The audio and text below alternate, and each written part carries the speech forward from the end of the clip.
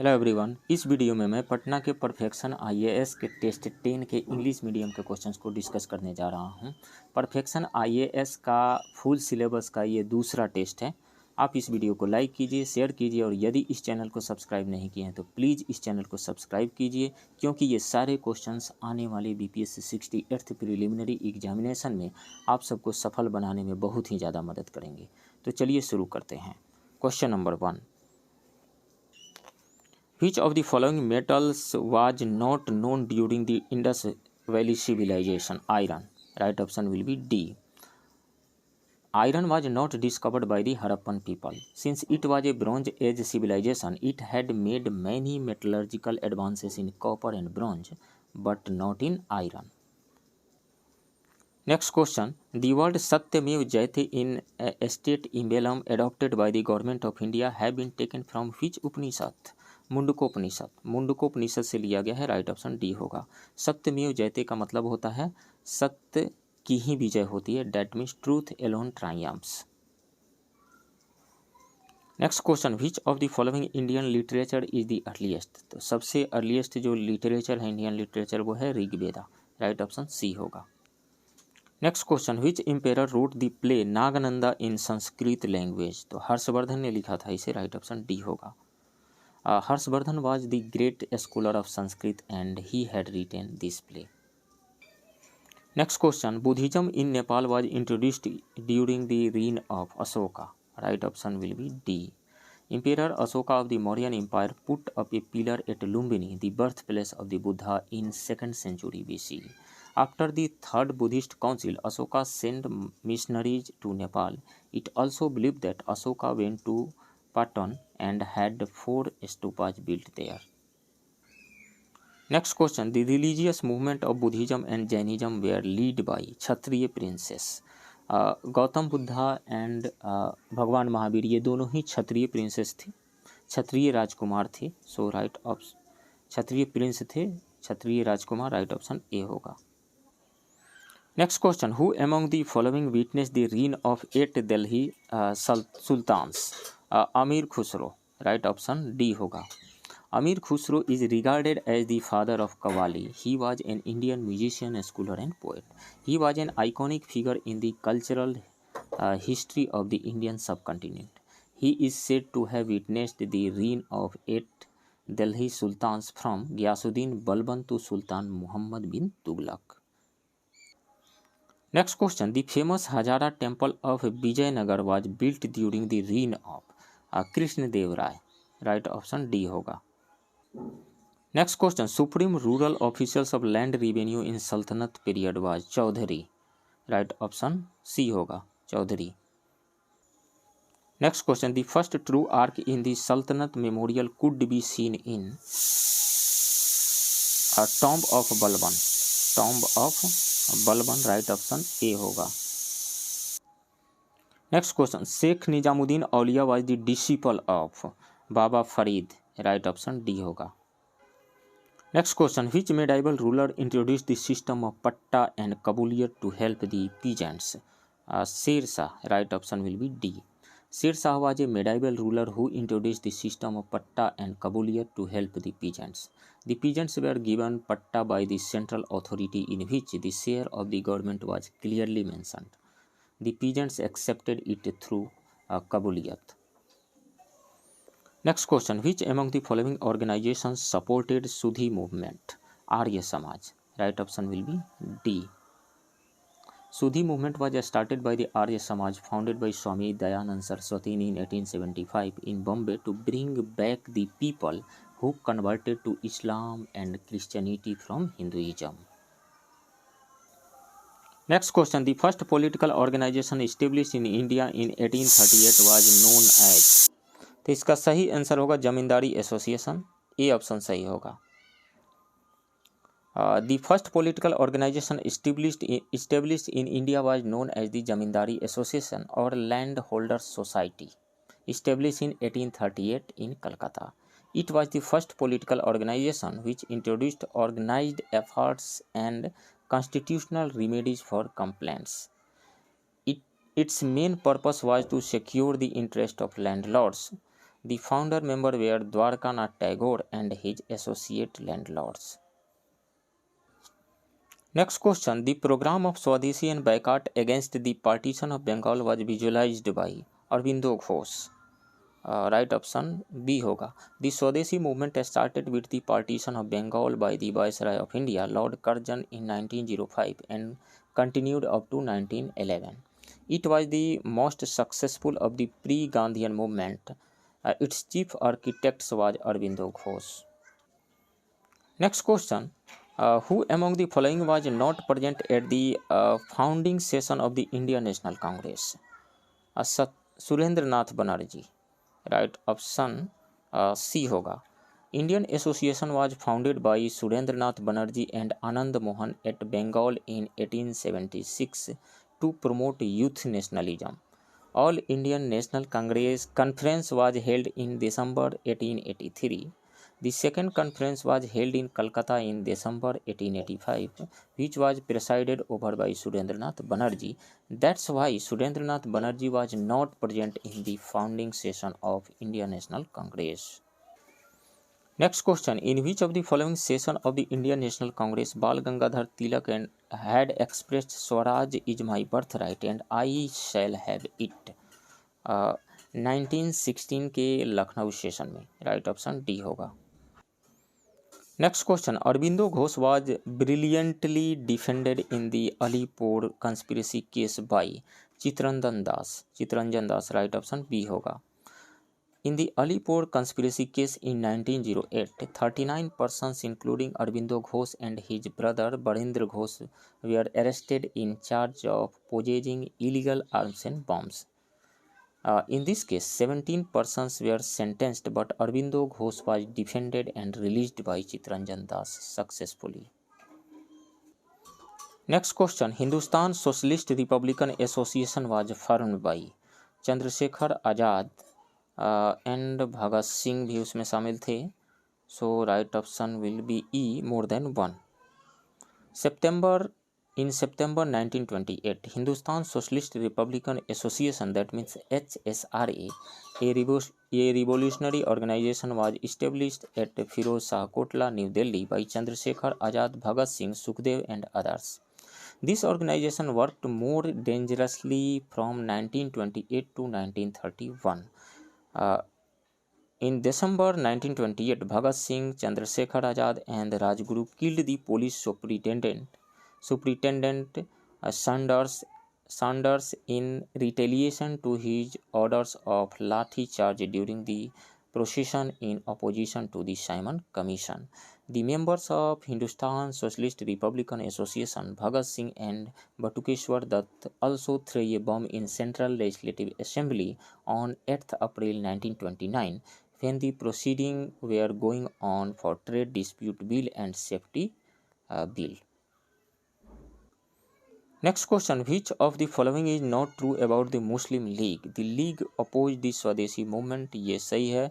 The League supported the partition on Bengal. ये भी सही है. It was established by the Nawab Salimullah. ये भी सही है. It was established in Calcutta in 1906. 1906 में established तो हुआ था, कलकत्ता में नहीं, ढाका में हुआ था. So ये स्टेटमेंट गलत है. राइट ऑप्शन डी होगा. Next question. Who among the following was not associated with the Kanpur conspiracy case of 1924? तो M.A. अंसारी एसोसिएटेड नहीं हैं. शौकत उस्मानी हैं, नलिनी गुप्ता हैं, मुजफ्फर अहमद हैं. राइट ऑप्शन ए होगा. 13 लोग इससे एसोसिएटेड रहे हैं. कौन कौन? M.N. Roy, Shaukat Usmani, S.A. Dange, R.L. Sharma, Shamsuddin Hasan, doctor Manilal, Satyabhakta, Muzaffar Ahmad, Ghulam Hussain, M Singaravelu, Nalini Gupta, MRS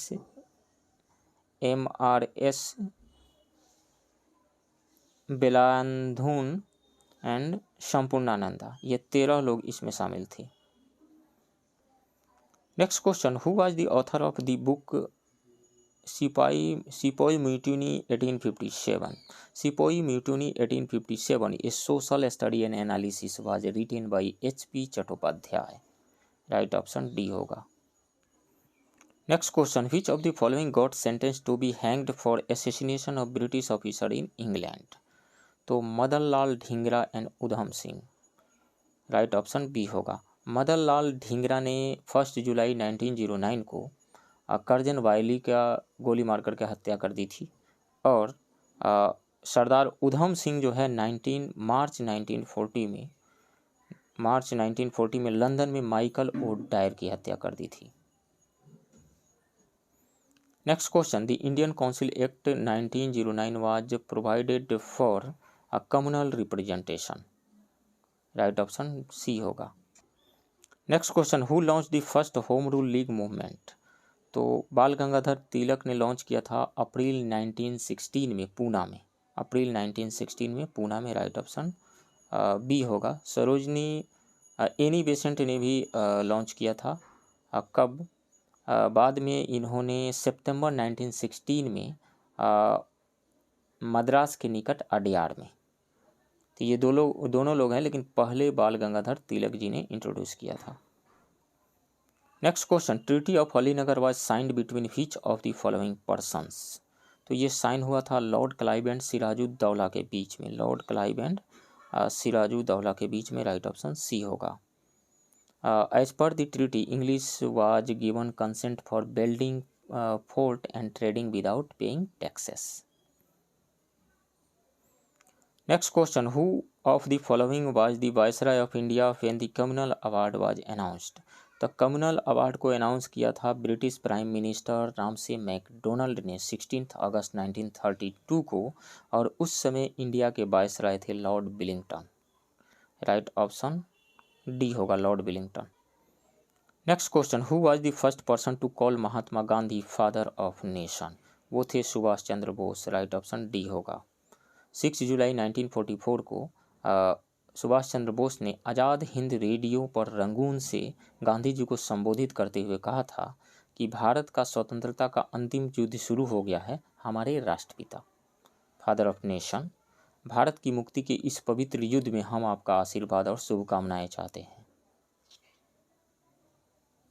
India's last war of independence has begun, father of our nation. In this holy war of India's liberation, we ask for your blessing and good wishes. Next question, which one of the following Congress leader had participated in the first meeting of All India Kisan Sabha? Pandit Jawaharlal Nehru, right option C होगा। All India किसान सभा, all India किसान सभा की first meeting जो है अप्रैल 1936 में लखनऊ में हुई थी, और इसकी अध्यक्षता स्वामी शाहजानंद सरस्वती ने की थी, और इसको संबोधित किए थे पंडित जवाहरलाल नेहरू। और इसी मीटिंग में स्वामी शाहजानंद सरस्वती को अध्यक्ष चुना गया, और एन जी रंगा को सचिव यानी सेक्रेटरी चुना गया। Next question, the constituent assembly was framed India's constitution was set up under the cabinet mission plan, right option C होगा। Constituent Assembly was founded under cabinet mission. The president of cabinet mission declared that the main purpose of this mission was to make a constitution committee for constitutional reform in India. Cabinet mission decided that representative of native states will control the constituent assembly. Next question, the force पर unit charge is known as, force पर unit charge, force पर unit charge को electric field कहा जाता है। Force पर unit charge, जैसे मान लीजिए कि क्यू चार्ज पे एफ फोर्स लग रहा हो, तो 1 चार्ज पे यूनिट चार्ज पे यानी क्यू कूलम चार्ज पे एफ फोर्स लग रहा हो, तो 1 कूलम चार्ज पे कितना लगेगा फोर्स, एफ बाई क्यू। तो 1 कूलम चार्ज पे लगने वाले फोर्स को कहा जाता है इलेक्ट्रिक फील्ड, यानी F by Q, right option D होगा। इलेक्ट्रिक करंट क्या होता है, rate of flow of electric charge is called electric current. Electric potential क्या होता है, electric potential unit positive charge को, जैसे मान लीजिए कि यह एक इलेक्ट्रिक फील्ड है, यूनिट पॉजिटिव चार्ज को बहुत लार्ज डिस्टेंस है यानी इन्फिनिटी से, यूनिट पॉजिटिव चार्ज को इन्फिनिटी से उठा करके इलेक्ट्रिक फील्ड के किसी पॉइंट तक लाने में किया गया वर्क डन, इस पॉइंट का इलेक्ट्रिक पोटेंशियल कहलाता है। That means work done by an external agent to bring a unit positive charge from infinity to at a point in an electric field। तो ये हो गया इलेक्ट्रिक पोटेंशियल। इलेक्ट्रिक पोटेंशियल का unit होता है क्या, वोल्ट, और इलेक्ट्रिक फील्ड का यूनिट क्या हो जाएगा, F/Q होता है तो न्यूटन पर कूलम हो जाएगा। इलेक्ट्रिक फ्लक्स क्या होता है, देखिए फ्लक्स का मतलब होता है किसी चीज़ का फ्लो हो जाना, किसी चीज़ का फ्लो करना। तो हम जानते हैं कि इलेक्ट्रिक फील्ड लाइंस, एक इमेजिनरी लाइंस के बारे में हम लोग पढ़ते हैं फिजिक्स में। Electric field lines positive charge से ओरिजिनेट करती है और नेगेटिव चार्ज पे जाकर के टर्मिनेट करती है। तो इलेक्ट्रिक फील्ड लाइंस का के फ्लो को आप कह सकते हैं इलेक्ट्रिक फ्लक्स। और ये मैथमेटिकली होता क्या है, mathematically electric flux phi is equal to होता है dot product of electric field and area, तो EDS होता है इसका। तो इलेक्ट्रिक फ्लक्स ये हो गया dot product of electric field and area, यानी phi is equal to E.ds। Next question में इलेक्ट्रिक फ्लक्स कहीं का आ रहा है, the SI unit of electric flux is, तो अभी मैंने डिफाइन किया electric flux is equal to होता है E.ds मतलब E into electric field into area. Electric field का अभी हमने यूनिट देखा था न्यूटन पर कूलम, और एरिया का हो गया मीटर। तो क्या हो जाएगा, यहाँ से हो जाएगा न्यूटन पर कूलम, यानी कूलम का -1 न्यूटन पर कूलम मीटर स्क्वायर, या यूँ कह दें हम newton metre square per coulomb. तो newton metre square per coulomb C में आ रहा है, राइट ऑप्शन जो होगा वो C. Next question, an electric heater is connected to the voltage supply, after few seconds currents gets its steady value, then its initial current will be. देखिए electric एक heater है, इलेक्ट्रिक हीटर जिसमें nichrome के wire लगा रहता है, nickel and chromium का alloy है, उसका रेसिस्टेंस बहुत ही हाई होता है और मेल्टिंग पॉइंट भी हाई होता है उसका। तो सपोज कीजिए कि एक नाइक्रोम का वायर है, ये रेसिस्टेंस है और इसमें करंट सप्लाई किया जा रहा है। मान लीजिए AC सप्लाई कर रहे हैं, DC भी सप्लाई कर सकते हैं, ये सप्लाई किया जा रहा है। तो जब इसमें करंट फ्लो होगा तो चूंकि इसके पास हाई रेसिस्टेंस है, हाई रेसिस्टेंस होने से हीट जनरेट होगा, H is equal to I² RT से हीट जनरेट होगा। तो हीट जनरेट होगा तो इस रेसिस्टेंस का टेम्परेचर इंक्रीज होगा, रेजिस्टर का टेम्परेचर। तो हम जानते हैं किसी भी मेटल का, किसी भी कंडक्टर का टेम्परेचर यदि इंक्रीज किया जाए तो उसका रेसिस्टेंस इंक्रीज हो जाता है। मतलब जैसे जैसे हीट प्रोड्यूस होगा टेम्परेचर इंक्रीज होगा, टेम्परेचर इंक्रीज होने से ये जो नाइक्रोम का वायर है इसका रेसिस्टेंस इंक्रीज होगा। अब आ जाइए यहाँ पे I इज इक्वल टू होता है V/R, I is equal to V/R। तो पोटेंशियल डिफरेंस को तो हमने सेम रखा है, यानी वोल्टेज सेम रखा है। रेसिस्टेंस जब इंक्रीज कर जाएगा तो ओवरऑल करंट का वैल्यू क्या हो जाएगा, डिक्रीज हो जाएगा। मतलब शुरू में जितना करंट फ्लो कर रहा था, अब हीट जनरेट हो जाने से रेसिस्टेंस बढ़ गया, उसकी वजह से अब थोड़ा सा कम करंट फ्लो करेगा। ठीक है, तो slightly less than its steady current. तो शुरुआत slightly higher than its steady current, मतलब शुरुआत का जो करंट होगा, ये सी नहीं होगा, शुरुआत का जो करंट होगा, शुरू में जो करंट फ्लो कर रहा था वो ज़्यादा करंट फ्लो कर रहा था, अब स्टेडी करंट वाला जो है वो अब कम करंट फ्लो कर रहा है। तो इसमें से कौन सा ऑप्शन सही आ रहा है, बी ऑप्शन सही आ रहा है, राइट ऑप्शन जो होगा बी होगा। और ये रेसिस्टेंस का टेम्परेचर इंक्रीज करने से उसका किसी भी रेजिस्टर का टेम्परेचर इंक्रीज करने से उसका रेसिस्टेंस इंक्रीज क्यों हो जाता है, क्योंकि देखिए रेजिस्टर या कंडक्टर के अंदर जो है मोबाइल इलेक्ट्रॉन्स है, यानी फ्री इलेक्ट्रॉन्स है। जब टेम्परेचर इंक्रीज किया जाता है तो उनका एनर्जी इंक्रीज हो जाता है। एनर्जी इंक्रीज होने से वो ज़्यादा जल्दी कोलाइड करना शुरू कर देते हैं, तो कोलिजन की फ्रिक्वेंसी बढ़ जाती है, जल्दी कोलाइड करते हैं, तो जल्दी कोलिजन से उनका मूवमेंट रुक जाता है और वो आसानी से मूव करके एक जगह से दूसरी जगह नहीं जा पाते हैं। मैं एक एग्जांपल से इसको समझाता हूँ। मान लीजिए कि आप जिस रूम में हैं उस रूम में आपके फ्रेंड, कोई पार्टी चल रही थी, फ्रेंड आए, 8-10 फ्रेंड है आपके उस रूम में बैठे हुए हैं, सडन अर्थक्वेक आ जाता है। तो जब सडन अर्थक्वेक आ जाएगा तो सभी लोग गेट की तरफ भागेंगे, तो इससे होगा क्या, कोई भी गेट से बाहर नहीं निकल पाएगा, यानी कोलाइड करने लगेंगे, एक दूसरे से कोलाइड करने लगेंगे। तो कोलिजन जब होने लगेगा तो नेट मूवमेंट जो है वो कम हो जाता है। Next question, the earth behaves as a magnet with magnetic field pointing approximately from the geographic south to north, geographic south to north, right option will be A, south to north. इस चीज़ को अब हम समझते हैं। इस चीज़ को यानी अर्थ के मैग्नेटिज्म को समझने से पहले आप मैग्नेट को थोड़ा सा समझ लीजिए, इसकी प्रॉपर्टी होती क्या है। जैसे ये मान लीजिए कि एक मैग्नेट है और मैग्नेट का ये नॉर्थ पोल है और ये साउथ पोल है। तो मैग्नेटिक फील्ड लाइंस जो होती है नॉर्थ पोल से निकल कर के साउथ पोल की ओर जाती है। बाहर मैग्नेट के बाहर magnetic field line north pole से निकल कर के साउथ पोल की ओर गई और मैग्नेट के अंदर साउथ से नॉर्थ की तरफ आ गई, यानी ये क्लोज लूप बनाती है। ठीक है, यहाँ से ये निकली और साउथ पोल से होते हुए फिर आ गई।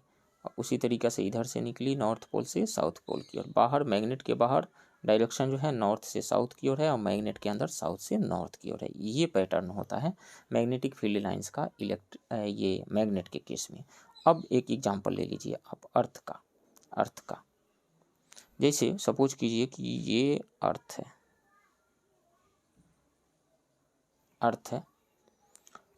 ये अर्थ है, तो इसका ये जोग्राफिक नॉर्थ होगा। सॉरी, दूसरे कलर से मैं बनाता हूँ, इसी से। इसमें ये जो नॉर्थ पोल हो गया किसका, जोग्राफिकल नॉर्थ पोल हो गया, और ये जोग्राफिकल साउथ पोल हो गया। ये SG मैं लिख रहा हूँ। ये जोग्राफिकल नॉर्थ पोल और जोग्राफिकल साउथ पोल ये हो गया। अब इसका जो मैग्नेट जो है, ये सपोज कीजिए कि ये मैग्नेट है, अर्थ का जो मैग्नेट है। अर्थ के अंदर मैग्नेट कैसे आ गया? देखिए, अर्थ के पास दो तरह का मोशन है।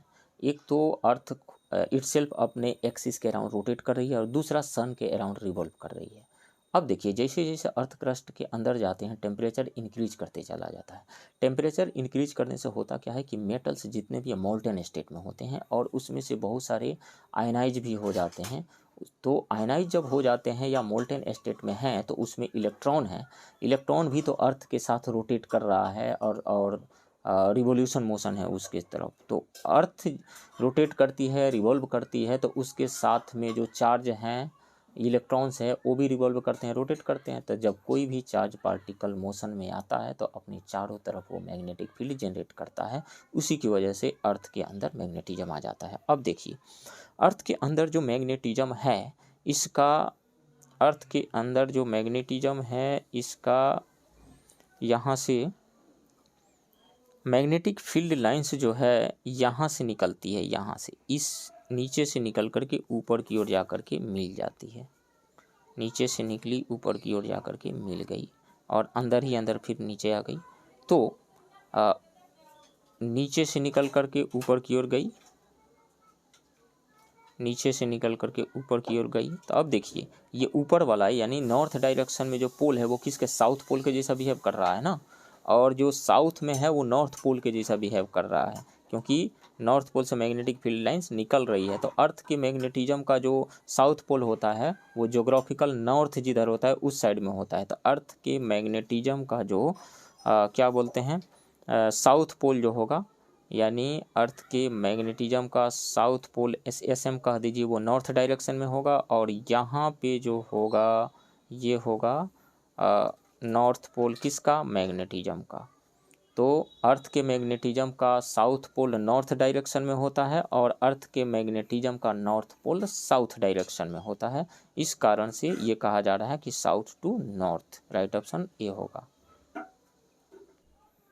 Next question, An underwater swimmer cannot see very clearly even in absolutely clear water because of reduction of speed of light in water, नहीं, change in the focal length of the eye lens, ये सही है, right option B होगा। Scattering of light in the water, बिल्कुल नहीं। Absorption of light in the water, बिल्कुल नहीं। तो change in the focal length of the eye lens, eye का जो आई में जो लेंस है बाई कन्वेक्स लेंस, उसका फोकल लेंथ चेंज हो जाता है। कैसे चेंज हो जाता है? देखिए, ये लेंस है, बाई कन्वेक्स लेंस है। हमारे आँखों में जो लेंस लगा होता है बाई कन्वेक्स लेंस ही लगा रहता है। इसके चारों तरफ कोई मीडियम है, एयर भी हो सकता है या कोई अदर मीडियम भी हो सकता है। ये एक स्फेयर का पार्ट है। जब ये स्फेयर का पार्ट है तो इसका एक रेडियस होगा, रेडियस ऑफ कर्वेचर, इसको R1 कह दीजिए। और ये भी दूसरा सरफेस भी, ये भी एक स्फेयर का पार्ट है, तो इसका भी एक रेडियस सेंटर होगा, रेडियस होगा, तो इसके रेडियस ऑफ कर्वेचर को R2 मान लीजिए। तो फोकल लेंथ, लेंस के फोकल लेंथ निकालने का जो फॉर्मूला हमारे पास आता है वो आता है 1/f is equal to mu two by म्यू1 minus 1 into 1/r1 minus 1/r2। ये होता है लेंस के का फोकल लेंथ निकालने का। इस फार्मूला को लेंस मेकर फार्मूला कहा जाता है, क्योंकि लेंस जब बनता है तो इसी फार्मूला से उसका फोकल लेंथ निकाला जाता है, और फोकल लेंथ निकाल ली तो उसका पावर निकल गया और चश्मे में यूज होता है। ठीक है, ये म्यू2 क्या है, इस ग्लास का रिफ्रैक्टिव इंडेक्स है, जिससे ये बनाया गया है उसका रिफ्रैक्टिव इंडेक्स है इसका, कांच से। मतलब म्यू2 क्या हो जाएगा, हमारी आँख जिस मसल से बनी आँख का लेंस बना हुआ है उसका रिफ्रैक्टिव इंडेक्स हो जाएगा। और म्यू1 क्या है, बाहर जो मटेरियल है उसका रिफ्रैक्टिव इंडेक्स है। एयर भी हो सकता है, वाटर भी हो सकता है। अब देखिए, हम पानी से बाहर हैं, मान लीजिए पानी से कोई स्विमर बाहर है, तो बाहर है तो उसके आँखों के बाहर क्या चीज़ है, एयर है, तो एयर का रिफ्रैक्टिव इंडेक्स 1 होगा। अब जो ही वाटर के अंदर गया तो उसके आंखों के बाहर क्या है, वाटर है, यानी मीडियम बदल गया ना। उसके आंखों के बाहर यानी लेंस के बाहर पहले एयर था, अब क्या हो गया, वाटर हो गया। अब वाटर का रिफ्रैक्टिव इंडेक्स 1.33 होता है, एयर का 1 होता है।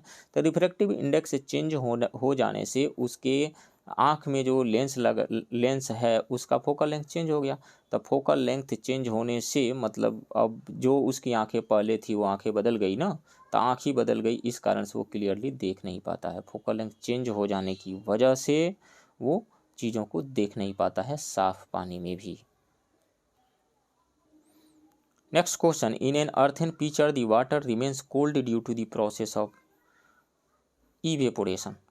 इवेपोरेशन मैं समझाता हूँ इसको, राइट ऑप्शन डी होगा। ट्रांसपीरेशन, पहला ऑप्शन दिया है। ट्रांसपीरेशन क्या है, जो पौधों की पत्तियों में जो छोटे छोटे छिद्र होते हैं स्टोमेटा के थ्रू, जो वाटर मॉलिक्यूल से बाहर निकलते हैं और सराउंडिंग से हीट गेन करके वो वेपर में कन्वर्ट हो जाते हैं, यानी मतलब गैसियस फेज में कन्वर्ट हो जाते हैं, जिसको ट्रांसपीरेशन कहा जाता है। वाटर का लॉस ट्रांसपीरेशन के थ्रू हो रहा है।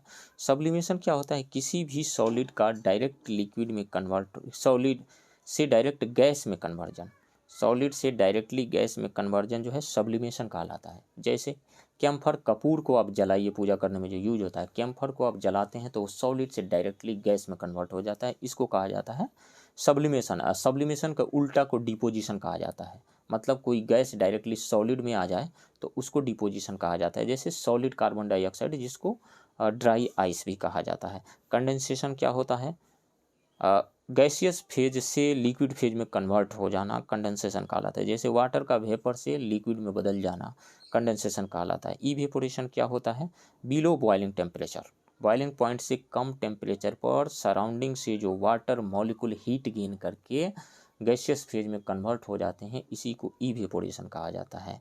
तो जो अर्थन पिक्चर जो होता है, यानी घड़ा जो होता है, उसमें पतले पतले छिद्र होते हैं। पतले पतले छिद्र जो होते हैं उससे वाटर का यानी पानी का रिसाव होते रहता है। वो पानी जो है, वाटर जो है, घड़े के अंदर के वाटर से हीट ले लेते हैं, यानी सराउंडिंग से हीट ले लिए। सराउंडिंग में कौन है, घड़े के अंदर जो वाटर है वो, और घड़ा से हीट ले करके वो लिक्विड से गैसियस फेज में कन्वर्ट हो जाते हैं, जिसको इवेपोरेशन कहा जाता है। तो जब जिससे हीट लिए उसका टेम्परेचर तो कम होगा, इसलिए उसके जो घड़े के अंदर जो पानी है उसका टेम्परेचर कम हो जाता है और वो ठंडा रहता है।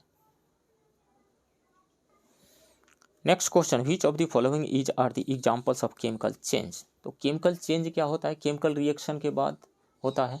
केमिकल रिएक्शन जब होता है तो केमिकल चेंज कहा जाता है। मतलब कोई नया सब्सटेंस बन जाए तब उसको कहा जाता है केमिकल चेंज हुआ है। जैसे केमिकल, किसी चीज़ को बर्न कर दीजिए, जैसे पेपर को जला दीजिए, तो पहले पेपर था, अब जल करके राख बदल गया, कोई अलग सब्सटेंस बन गया, उसकी बर्निंग हो गई, केमिकल रिएक्शन हो गया, वहाँ पे नया सब्सटेंस बन गया, तो वो क्या है, केमिकल चेंज है। अब देखिए शावरिंग ऑफ मिल्क, ये melting of ice, melting of ice, ice जब मेल्ट करता है तो आइस वाटर ही तो है ना, वाटर जो है सॉलिड फॉर्म से लिक्विड फॉर्म में आ गया, कोई नया सब्सटेंस तो नहीं बना ना, तो ये क्या है, फिजिकल चेंज है। दूसरी बात, crystallization of sodium chloride, sodium chloride जब क्रिस्टल में बदलता है तो सोडियम क्लोराइड ही है, वो नया सब्सटेंस नहीं बना, इसलिए ये भी एक फिजिकल चेंज है। लेकिन शावरिंग ऑफ मिल्क, मिल्क जो दही बन जाता है, खट्टा आ जाता है, लैक्टोबैसिलस, जैसे मिल्क एक अलग सब्सटेंस है और कर्ड एक अलग सब्सटेंस है, ठीक है, नया सब्सटेंस बन गया, मिल्क से कर्ड बन गया, मिल्क से सावर मिल्क बन गया, नया सब्सटेंस बन गया, तो वो क्या है, एक केमिकल चेंज है। तो एक ही ओनली वन सही है, right option will be A only one. Next question, pasteurization is a process by which milk is heated for 8 hours, नहीं, first milk is heated up to a longer time and then cooled suddenly with in a specified time, ये सही है, right option B ही होगा। Milk is preserve at a very low temperature for 24 hours, नहीं, गलत है ये। Milk is kept in A room temperature for 2 days, बिल्कुल गलत है, बी सही है। Next question, Elms purify muddy water by which process, तो ये कोगुलेशन प्रोसेस के थ्रू ये जो फिटकरी है एलम, कोगुलेशन प्रोसेस के थ्रू ये वाटर को साफ कर देता है। कोगुलेशन क्या है, कोगुलेशन प्रोसेस में कोलाइडल जो पार्टिकल है यानी जो डर्ट पार्टिकल है वो सेटल डाउन हो जाते हैं प्रेसिपिटेट के फॉर्म में, प्रेसिपिटेट उनका बन जाता है, मतलब कोलाइडल जो पार्टिकल है यानी डर्ट पार्टिकल है उनका एक्युमुलेशन होने लगता है और वो सेटल डाउन हो जाते हैं प्रेसिपिटेट के फॉर्म में, उसको कोगुलेशन कहा जाता है, राइट ऑप्शन डी होगा। Next question, which one of the following pairs is correctly matched, fluoride pollution, fluoride pollution जो भोपाल गैस ट्रेजेडी में नहीं होता, मिथाइल आइसोसाइनाइट वहाँ से रिलीज हुआ था, तो ये गलत है। फ्लोराइड पोल्यूशन से जो है हड्डियाँ कमज़ोर होने लगती है, टूथ डिके होने लगता है, फ्लोरोसिस होने लगता है, हड्डियाँ कमज़ोर होकर के टूटने लगती है, तो ये गलत है। मिथाइल आइसोसाइनाइट किससे एसोसिएटेड है, भोपाल गैस ट्रेजेडी से है। और सल्फर डाइऑक्साइड, सल्फर डाइऑक्साइड जो है SO2 हो गया या फिर NO2 हो गया या फिर CO2 हो गया, ये ऊपर जा कर के वाटर से जब रिएक्शन करते हैं वाटर से, तो SO2 वाटर से रिएक्शन करके पहले sulphur trioxide then sulphuric acid में बदल जाता है, नाइट्रोजन के ऑक्साइड नाइट्रिक एसिड में बदल जाते हैं और कार्बन के ऑक्साइड जो है कार्बोनिक एसिड में बदल जाते हैं और वो वर्षा की बूंदों के साथ नीचे आते हैं जिसको एसिड रेन कहा जाता है। तो सल्फर डाइऑक्साइड किससे जुड़ा है, एसिड रेन से जुड़ा है, तो ये भी करेक्टली मैच नहीं है। तीथ डीके किससे होता है, फ्लोराइड पोल्यूशन से होता है। हाँ, ओजोन लेयर का डिप्लेशन जो है वो कैंसर प्रोड्यूस करता है। देखिए हमारा जो डीएनए है, डीएनए में जो बॉन्ड बना हुआ है उस बॉन्ड को तोड़ने के लिए जितनी एनर्जी चाहिए उससे ज़्यादा एनर्जी अल्ट्रावायलेट रेडिएशन के पास होता है और यहीं गड़बड़ कर देता है आकर के। जब फॉल करेगा हमारे स्किन पे तो कैंसर होने लगता है, क्योंकि डीएनए मॉलिक्यूल में जो बॉन्ड बना हुआ है उसको तोड़ने के लिए जितनी एनर्जी चाहिए उससे ज़्यादा एनर्जी है अल्ट्रावायलेट रेडिएशन में। सो राइट ऑप्शन यहाँ पे सी होगा, सिर्फ यहीं एक करेक्टली मैच्ड है। Next question, which of the following compounds is use to make fire proof clothing, तो एल्युमिनियम सल्फेट, एल्युमिनियम सल्फेट का फॉर्मूला क्या होगा, Al, और इधर है SO4, AlSO4। सल्फेट की वैलेंसी 2 होती है तो एल्युमिनियम पे 2 आ जाएगा और एल्युमिनियम की वैलेंसी 3 होती है तो सल्फेट पे 3 चला जाएगा, यानी फार्मूला हो जाएगा Al2SO4 का whole thrice, aluminium sulphate. Next question, which one of the following is correct sequence in increasing order of molecular weights of the hydrocarbons, तो हाइड्रोकार्बन्स देखें तो alkane, alkene and alkyne. Alkane की बात करें तो उसका जनरल फार्मूला होता है CnH2n+2, इसमें n का वैल्यू 1 रखेंगे तो मीथेन आएगा, 2 पे प्रोपेन, 2 पे इथेन, 3 पे प्रोपेन और 4 पे ब्यूटेन आएगा। तो मीथेन का जो फार्मूला हो जाएगा यहाँ से CH4 हो जाएगा, CH4, इथेन का C2H6 हो जाएगा, प्रोपेन का C3H8 हो जाएगा और ब्यूटेन का C4H10 हो जाएगा, C4H10 हो जाएगा। तो अब देखिए कार्बन का एटॉमिक नंबर 6 होता है, मास नंबर 12, और आइसोटोप को छोड़ दें तो मास नंबर 12 होता है, यानी एटॉमिक मास इसका 12 AMU होता है। तो जैसे जैसे कार्बन एटम्स इंक्रीज होंगे उस मॉलिक्यूल का मॉलिक्यूलर वेट इंक्रीज होते चला जाएगा। तो मीथेन में 1 कार्बन है, इथेन में 2, प्रोपेन में 3, ब्यूटेन में 4, तो जिसमें नंबर ऑफ कार्बन एटम ज़्यादा होंगे उसका मॉलिक्यूलर मास ज़्यादा होगा। तो मीथेन का सबसे कम होगा, उसके बाद इथेन, उससे ज़्यादा प्रोपेन का, उससे ज़्यादा ब्यूटेन का, राइट ऑप्शन सी होगा। Next question, which one of the following substances is used in the preservation of food stuff, sodium benzoate, right option D होगा। Next question, the element that maintains balance between acidity and alkalinity in our body is phosphorus, right option A होगा। Next question, which one of the following is an antibiotic drug. तो देखिए इसमें से क्लोरोमफेनिकोल antibiotic है, सल्फागाइनिडीन ये भी antibiotic है। Quinine का किस चीज़ में यूज होता है, जैसे मलेरिया प्लाज्मोडियम पैरासाइट से होता है। प्लाज्मोडियम क्या है, प्रोटोजोआ है, प्लाज्मोडियम प्रोटोजोआ है, तो उसके इलाज के लिए क्विनिन का यूज किया जाता है, क्विनिन का यूज किया जाता है। और एस्पिरिन क्या है, एस्पिरिन एक एंटीपायरेटिक मेडिसिन है, एंटीपायरेटिक दवा है। एंटीपायरेटिक दवा का यूज क्या है, एंटीपायरेटिक दवा का यूज किया जाता है बुखार को कम करने में, फीवर को रिड्यूस करने में, कम करने में, एंड बॉडी में पेन हो रहा है, दर्द हो रहा है, तो उस दर्द को कम करने में एंटीपायरेटिक मेडिसिन का यूज किया जाता है, जो एक एस्पिरिन है। तो राइट ऑप्शन ई हो जाएगा, मोर देन वन इसमें से एंटीबायोटिक है। नेक्स्ट क्वेश्चन है, which one of the following compounds is not A vitamin. तो पायरोडॉक्सिन एक विटामिन है, राइबोफ्लाविन भी एक विटामिन है, नियासिन भी एक विटामिन है, लेकिन थायरॉक्सिन एक हार्मोन है। राइट ऑप्शन डी होगा, थायरॉक्सिन एक हार्मोन है। और ये नियासिन किस विटामिन का नाम है, नियासिन जो है विटामिन B5 का नाम है, राइबोफ्लाविन जो है विटामिन B2 का नाम है, और पायरोडॉक्सिन किसका नाम है, विटामिन B6 का नाम है, पायरोडॉक्सिन B6 का। Next question, no pain is felt while cutting the nails because. देखिए नेल जो है डेड सेल्स से बने हुए होते हैं और वहाँ पे ब्लड सर्कुलेशन नहीं हो रहा है, दैट्स वाई वहाँ उसको कट करने से दर्द नहीं होता है। तो nails are useless part of the body, नहीं। Nails are made of calcium phosphorate, इसकी वजह से दर्द नहीं होता है ऐसा। Nails are made of material of dead cells in which there is no blood circulation, ये सही होगा, राइट ऑप्शन सी होगा। Next question, in respect of women men can suffer more of colour blindness because. देखिए colour blindness पे BPSC भी question पूछ चुकी है और यूपीएससी में इस पे क्वेश्चन आ चुका है। कलर ब्लाइंडनेस, देखिए समझिए इस चीज़ को।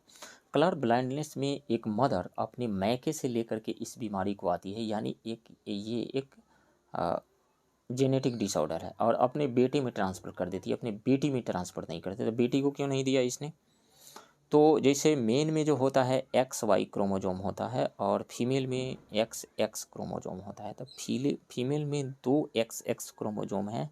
इस कारण से कोई भी फीमेल जो है कलर ब्लाइंडनेस से सफ़र नहीं करती है, लेकिन मेल में एक ही X क्रोमोजोम है, तो मेल को कलर ब्लाइंडनेस हो जाता है। कलर ब्लाइंडनेस जब हो जाता है तो रेड कलर और कौन सा, ब्लू या ग्रीन, इस कलर को वो देख नहीं पाता है, पहचान नहीं पाता है, कंट्रास्ट नहीं कर पाता है।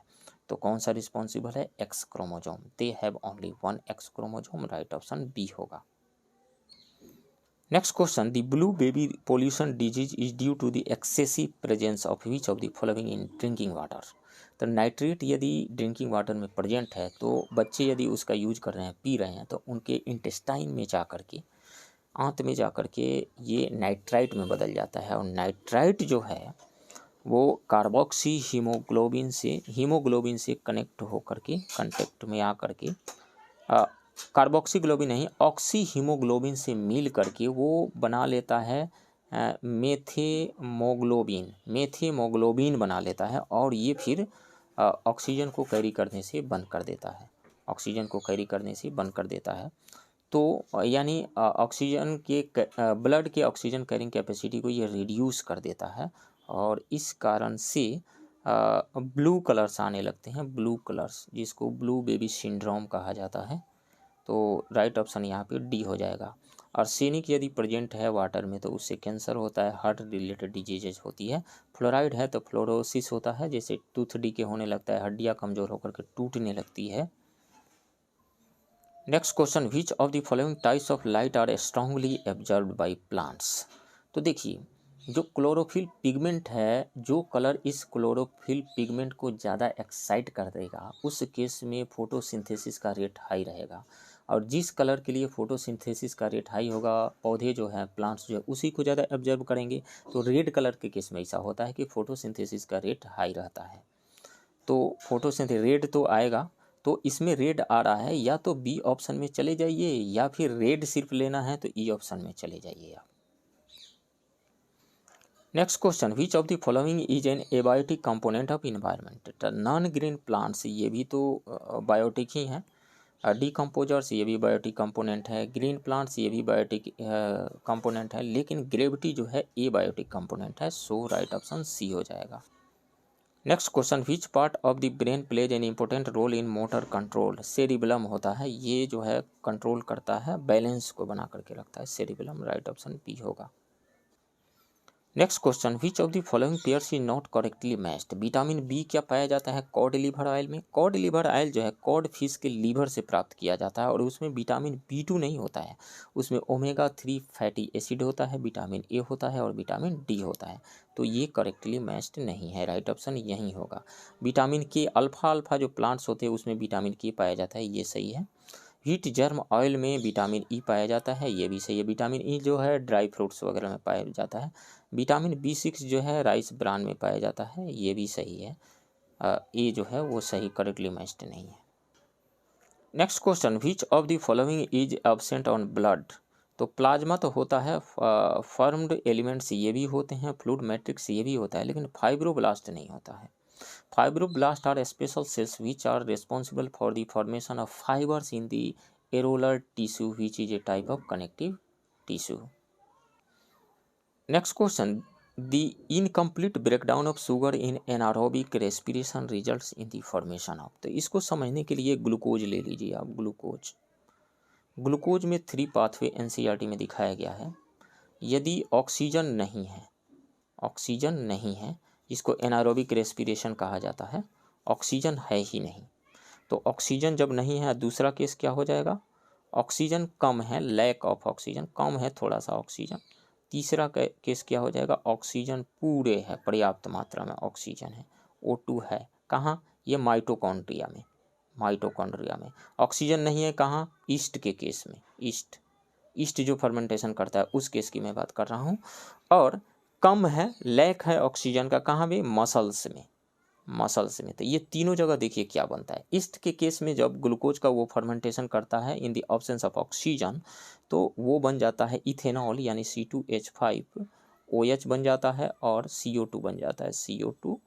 अब प्लस एनर्जी वहाँ से रिलीज हो जाती है, यानी इथेनॉल एंड CO2 और प्लस एनर्जी वहाँ से। और जो मसल्स हैं वहाँ पे यदि ऑक्सीजन लैक ऑफ ऑक्सीजन है, तो वहाँ पे लैक्टिक एसिड बन जाता है और एनर्जी वहाँ से रिलीज होती है। तो लैक्टिक एसिड जो मसल में बना है उसी की वजह से दर्द होने लगता है, क्रैम्प होने लगता है, कोई ज़्यादा एक्सरसाइज कर रहा है, ज़्यादा जिम में वर्कआउट कर रहा है, दौड़ रहा है, उस केस में। और माइटोकॉन्ड्रिया में जो ऑक्सीजन है, ऑक्सीजन के प्रेजेंस में क्या रिएक्शन होगा? तो ये ग्लूकोज जो है ऑक्सीजन के प्रेजेंस में कार्बन डाइऑक्साइड में कन्वर्ट हो जाएगा, वाटर बन जाएगा और वहाँ से एनर्जी रिलीज होगी ATP के फॉर्म में। तो ये 3 पाथवे हैं, NCERT में दिया गया है ये 3 पाथवे। तो बन क्या रहा है? एनारोबिक रेस्पिरेशन में इथेनॉल बन रहा है और कार्बन डाइऑक्साइड बन रहा है, इथेनॉल एंड कार्बन डाइऑक्साइड। तो alcohol and carbon dioxide, right option will B C। Next, why do you think that food is protected from fungi when stored in a refrigerator? देखिए, fungus जो है, fungus का growth humid condition हो और humid and warm condition हो, उस case में fungus का ग्रोथ हाई होता है, ये पनपता है उस केस में। तो रेफ्रिजरेटर में क्या होता है? रेफ्रिजरेटर प्रोवाइड करता है dry and cold condition that do not let fungi grow. Right option यहाँ पे C हो जाएगा। Next question, which gland is also known as the emergency gland of the body? Adrenal gland को emergency gland कहा जाता है क्योंकि emergency में ये एनर्जी प्रोवाइड कर देता है। राइट ऑप्शन B होगा। नेक्स्ट क्वेश्चन है, which one of the following salt is found in maximum amount in human bones? तो वो है calcium phosphate. Right option B होगा। Next question, enzyme involve in the hydrolysis of starch to glucose, मतलब ये रहा carbohydrate का digestion कौन करता है? जैसे 3 तरह के मैं एंजाइम बताता हूँ। ताल, TAL, ट्रिप्सिन प्रोटीन का डाइजेशन करवाता है, और एमाइलेज जो है कार्बोहाइड्रेट का डाइजेशन करवाता है, और लाइपेज जो है फैट का डाइजेशन करवाता है। तो अब कार्बोहाइड्रेट का डाइजेशन करवाना है यानी हाइड्रोलिसिस करवाना है, तो यानी स्टार्च से ग्लूकोज में कन्वर्ट करवाना है, तो किसका यूज किया जाएगा? किसका यूज होगा? एमाइलेज का। राइट ऑप्शन यहाँ पे B हो जाएगा। नेक्स्ट क्वेश्चन कह रहा है, कि विच of the following helps us in protecting from the infection, infection से प्रोटेक्ट करने के लिए आरबीसी का काम है ऑक्सीजन कैरी करके ले जाना हर एक सेल के पास में, डब्ल्यूबीसी का काम है एंटीबॉडी बनाना। तो डब्ल्यूबीसी जो है ये हमें इन्फेक्शन से प्रोटेक्ट करता है, राइट ऑप्शन ए होगा। डब्ल्यूबीसी के अंदर ही एक टी सेल्स होती है जो याद रखती है, जैसे मान लीजिए कोई वायरस आया, हमें फीवर हो गया, हम बीमार पड़ गए, तो ये टी सेल्स जो है ये याद रखती है कि ये वायरस पहले आ चुका है। 20 साल 50 साल के बाद भी हमारे बॉडी में यदि वो वायरस इंटर करेगा तो ये टी सेल्स याद रखेंगे कि ये पहले आ चुका है, इसको मारो, एंटीबॉडी बनाओ इसके अगेंस्ट।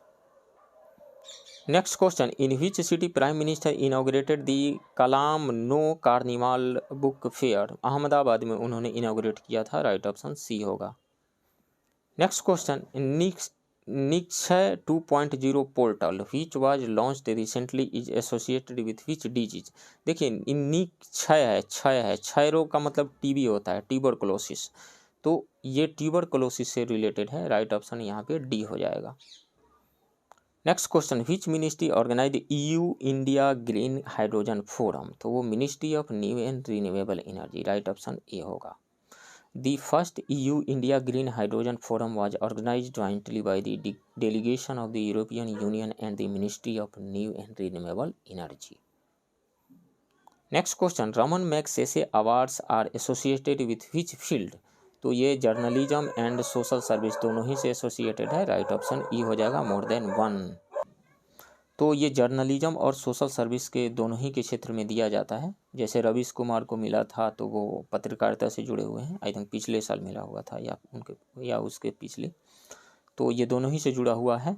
इसको एशिया का नोबेल प्राइज भी कहा जाता है और ये दिया जाता है फिलीपींस के लेट प्रेसिडेंट जो थे, एक्स प्रेसिडेंट जो अब इस दुनिया में नहीं रहे, उन्हीं की याद में ये हर साल दिया जाता है। Next question, which Indian economist has been appointed as the executive director for India at the International Monetary Fund, तो वो हैं former chief economic adviser K B Subramaniam, right option C होगा। Next question, the tiger range country summit 2022 will be held in which of the following countries, तो ये organise हुआ था रसिया के Vladivostok में, कब, 5 सितंबर 2022 को, 5 सितंबर 2022 को रसिया के व्लादिवोस्तोक में, राइट ऑप्शन सी होगा। Next question, who among the following has been awarded the UNESCO peace prize 2022, तो वो हैं जर्मनी के एक्स चांसलर एंगेला मार्केल, उन्होंने प्रवासियों के लिए जो काम किया था इसके लिए दिया गया है, राइट ऑप्शन डी होगा। Next question, which institution approve the 2 loans of $500 million each to support India's health sector, तो the World Bank approve the 2 complementary loan of $500 million each to support India's health sector, right option होगा World Bank, D. Next question, which of the following state government has launch the Kashi Yatra scheme, Karnataka ने launch किया है, right option A होगा। किस लिए launch किया गया है, जो भी काशी विश्वनाथ टेम्पल को विजिट करना चाहते हैं, जो भी पिलग्रिमेज वहाँ जाना चाहते हैं, तो ऐसे 30,000 तीर्थयात्रियों को पिलग्रिमेज को में से हर एक को 5,000 रुपये दिया जाएगा, वो वहाँ पे जा कर के पूजा करने के लिए काशी विश्वनाथ टेम्पल में, वाराणसी के काशी विश्वनाथ टेम्पल में। Next question, recently in the diamond league competition 2022 Neeraj Chopra won the silver medal, it was held in which country, तो ये स्वीडन के स्टॉकहोम में हुआ था, राइट ऑप्शन बी होगा। Next question, the 2022 NATO summit was held in which of the following countries, तो वो हुआ था स्पेन के मैड्रिड में हुआ था, राइट ऑप्शन डी होगा, स्पेन के मैड्रिड में। कब से कब तक हुआ था, 28 जून से 30 जून 2022 के बीच में हुआ था ये। नेक्स्ट क्वेश्चन है, natural farming conclave 2022 was organised in which of the following cities in India, तो गुजरात के सूरत में ऑर्गेनाइज हुआ था, राइट ऑप्शन डी होगा।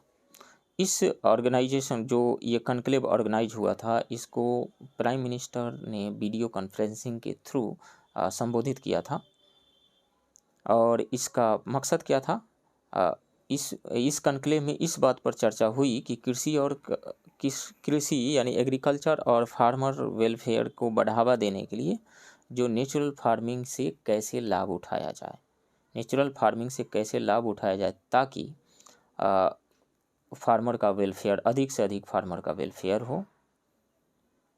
तो फ्रेंड्स, ये रहा पटना के परफेक्शन IAS के टेस्ट 10 के इंग्लिश मीडियम के क्वेश्चन का डिस्कशन। आप बने रहिए इस चैनल के साथ। मिलते हैं इसके दूसरे पार्ट वाले वीडियो में। तब तक के लिए थैंक यू वेरी मच।